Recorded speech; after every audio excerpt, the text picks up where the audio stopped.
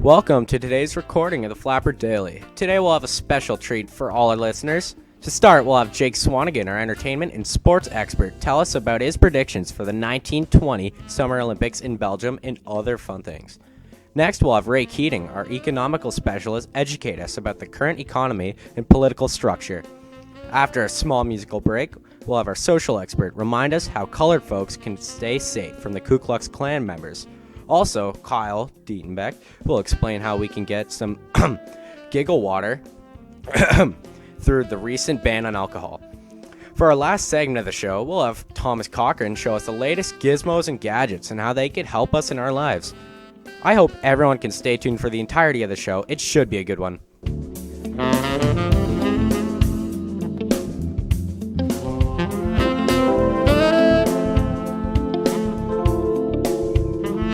Good morning, folks. I'm Jake Swanigan, your local entertainment expert.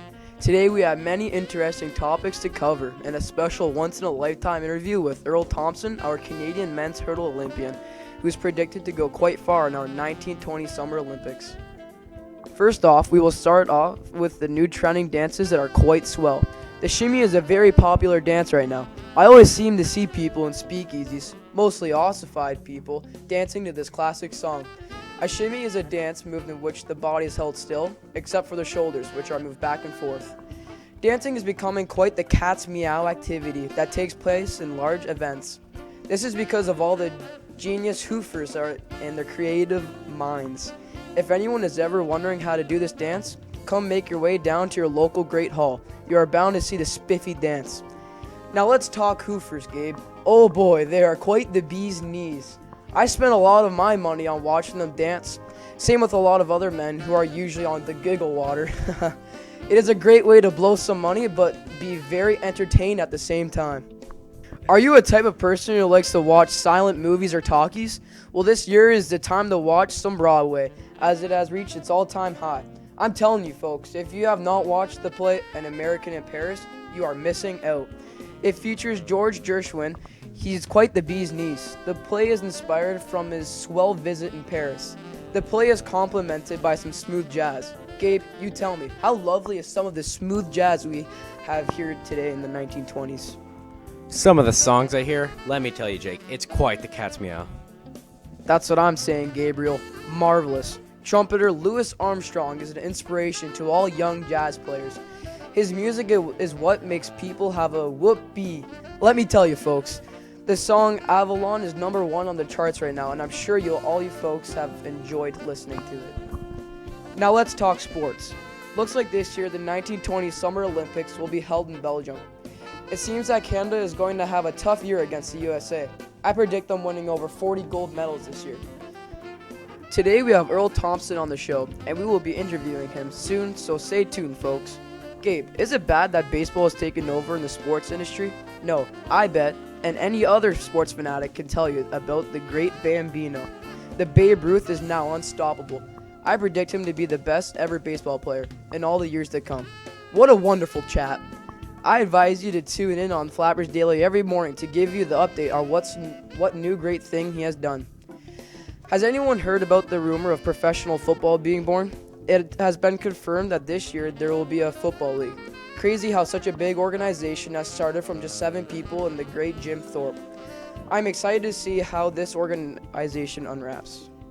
Now for the last topic I cover, for what everyone has been waiting for, the interview with Earl Thompson. Hey Earl, welcome to Flappers Daily. Hey Jake, thanks for having me on the show. So Earl, are you prepared enough for your debut in the 1920 Olympics? Oh yeah, Jake, I've been working out every day with my personal trainers and pushing myself to the max to show other people and the world what I'm capable of. Earl, let me tell you, you have some of the best trainers of the world. I bet you'll be just fine. What has ever made you get into the career of hurdling? Well, ever since I was a little kid growing up in Saskatchewan, I've been a runner. Ever since I went to school, this sport was introduced to me. Ever since, it's been a part of me, Jake.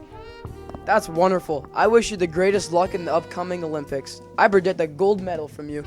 Oh, thanks for having me, and thanks for your luck. All right, folks, and that's all we have for the entertainment. Stay tuned for some of that smooth jazz, and we'll be right back with some economy intelligence. Now for some hip new jazz to soothe your musical palate.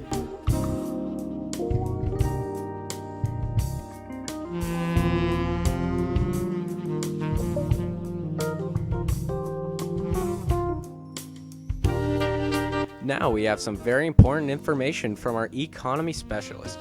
Welcome to the microphone, Ray Keating. Well, thanks for the introduction, Gabe. And I think the segment we've got in store is going to be the bee's knees. What have you got for us, Ray? Well, today I've got some advice on a lot of things. We've got advice on our post-war slum and how to deal with it. We'll tell you the dangers of spending on credit. We're even going to talk about the strike over in Winnipeg, as it is the 1-year anniversary of the time. We've even got a special guest who shall remain nameless for the time being. Wow, sounds like this one's going to be a real hot dog. First, let's talk about the war. Many of us here in Canada have found ourselves in a bit of a slum. Don't worry though, this is only temporary, and we're expecting to bounce back as soon as most of the factories reopen and we reassimilate ourselves into non-war times. So, what about that credit problem you were talking about earlier? Yes, while credit allows us to buy things we usually wouldn't be able to afford, credit is a system that allows us to pay it back, slowly over time. What most of us don't know is that credit is actually quite dangerous. How so? See, there's this thing called debt. What debt is basically the money we spend on credit. What many people are doing is forgetting about their debt and constantly spending without thinking about the money they pay back, putting some people in real trouble. So we shouldn't spend money on credit? Not exactly. As long as you know your limits and remember to pay it back every month, credit is great. Okay, I get it. Yeah, it's not too complicated. Okay, and now I'd like to welcome our special guest, J.S. Woodsworth. Please, call me James. Sure, James. So James, what are we going to talk about today? I know you're just released from jail after leading those rioters over at Winnipeg. Yes, I was. If you don't mind me asking, why were you jailed? Well, the government doesn't exactly like it when people start a big fuss. See, I stand for the immigrant, the farmer, and most importantly, the worker. Workers all over Canada are being underpaid and working conditions awfully low. All the while, the companies hiring these workers are profiting off of them. One could call it exploiting.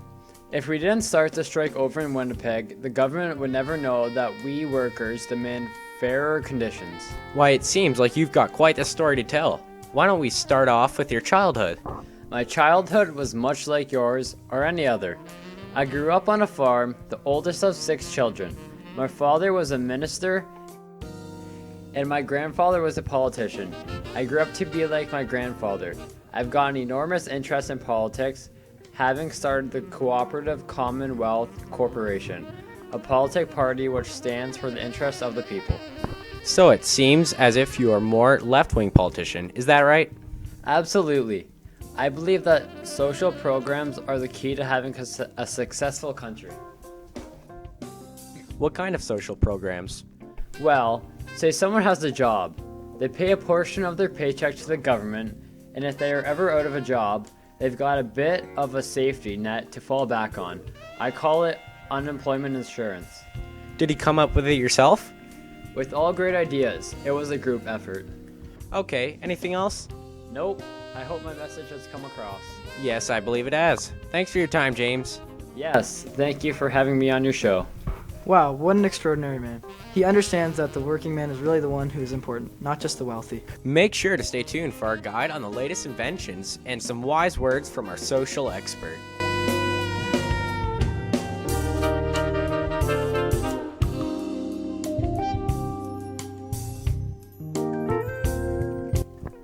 Back to Flappers Daily. We now have our inventions guide ready to tell everybody about the latest technology. Hey folks, Thomas Cochran here. Big news. Henry Ford has created the ever first car for us folks to use just last week. We have Mr. Ford here himself. Good morning, Henry. Do you mind if I ask you a couple questions about your new invention? Yeah, sure, no problem. What do you want to know? What made you come up with this idea of making this car? I made this vehicle for people to travel easier into cities for people who live in isolated areas. Is it hard to create this vehicle? At first it was easy and simple, but more and more supply was demanded, so I created assembly lines. I heard you gave this car a nickname. I named it the Model T, and then later named it the Tin Lizzie. Everyone is thinking this car is the best invention yet. but they are too busy looking on the positives. Are there any negatives about this invention? There are some bad impacts. The cars produce smoke when being used, causing bad air to come out. Several traffic jams and accidents have been reported also, which can't be very good. Well, thank you for letting me interview you today. And oh yeah, congratulations on your invention, getting named the most influential car of the 20th century. Here's a good question for you folks. Do you prefer cars or like life better without them? But cars aren't the only new invention. Flappers Daily is announcing offer brand new radio. If you haven't heard yet, this radio broadcasts voices, news, weather, sports, and many other interesting topics. We have 30 different radio stations airing now. This radio is very affordable to the rich and for the poor. Thank you for listening. Hope to see you next week. Now for some more hit music before we bring out our social expert.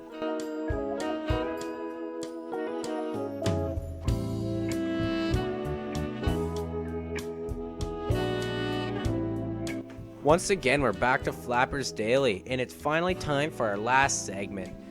We'll bring out Kyle Dietenbeck, our social expert.